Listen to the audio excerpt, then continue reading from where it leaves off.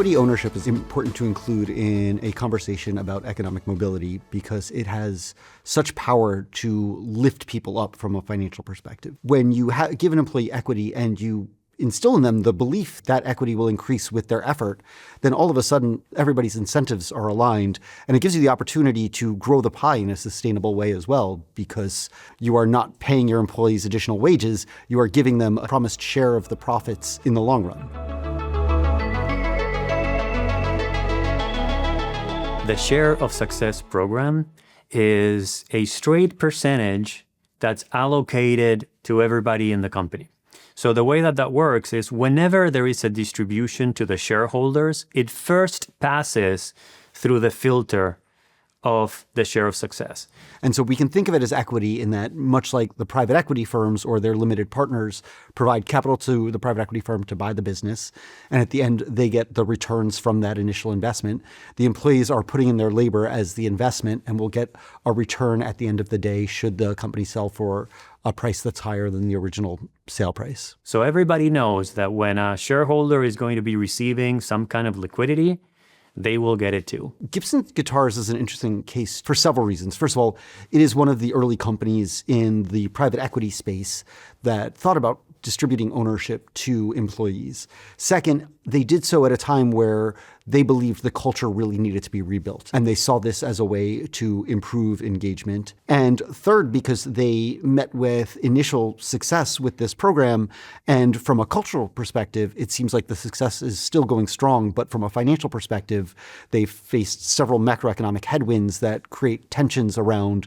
the underlying value of the shares, which ultimately leads to one big critique or concern about equity ownership, which is, does it become demotivational when the shares are underwater or when the shares that the employees hold aren't worth what they were initially intended to be worth? I firmly believe that the Share of Success program has created a culture of A players. And I know this because I'm there every Friday. I'm there building with them. And they tell me, they ask me questions. They want to know how we're doing beyond the quarterly moments where I get to share information with them.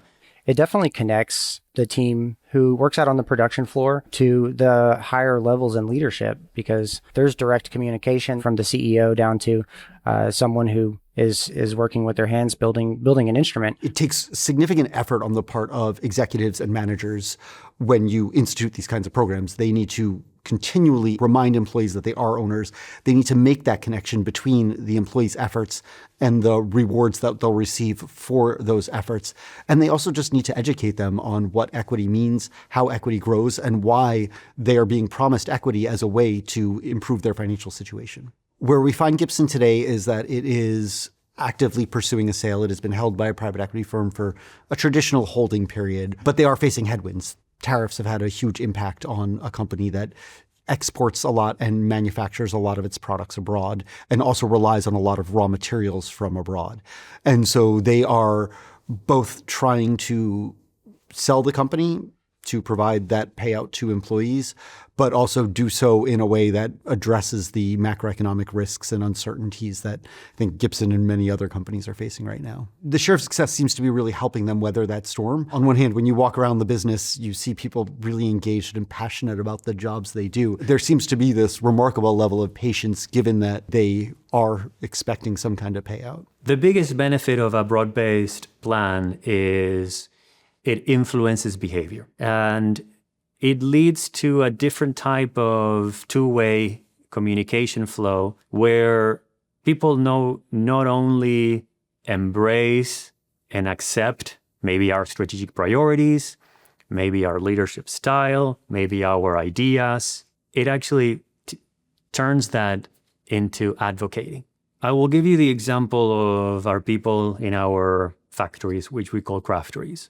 They have come up with multiple ideas of ways that we can increase gross margin by reducing cost, reducing waste, coming up with ideas of how do we increase our first pass yield, how do we increase our roll-through yield, reduce touch points.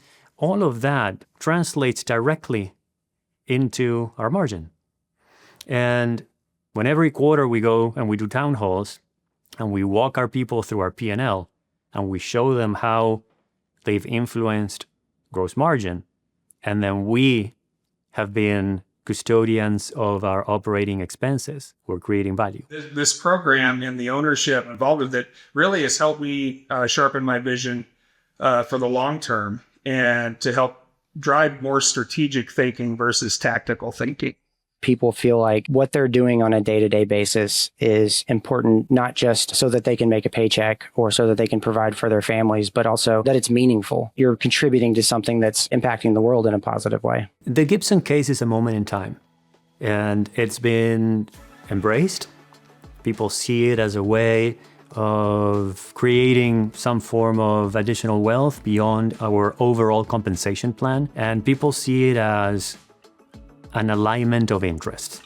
Because when the shareholders get liquidity, they will get liquidity. So they know that we have alignment, but at some point, because we are private equity owned, there will be another change of control. And that uncertainty is there if the new owner will want to continue with this. Obviously, to the extent that I'm still the CEO, I am going to be an advocate to continue with this plan because I've seen the results, and I hope that that's the case when there's a change of control. When I think about the leaders who have done this well and have succeeded in implementing these ownership programs, the key characteristic is that they are on the shop floor meeting with employees, not because it is PR or helps with retention, but because they deeply care about these people and really want them to succeed.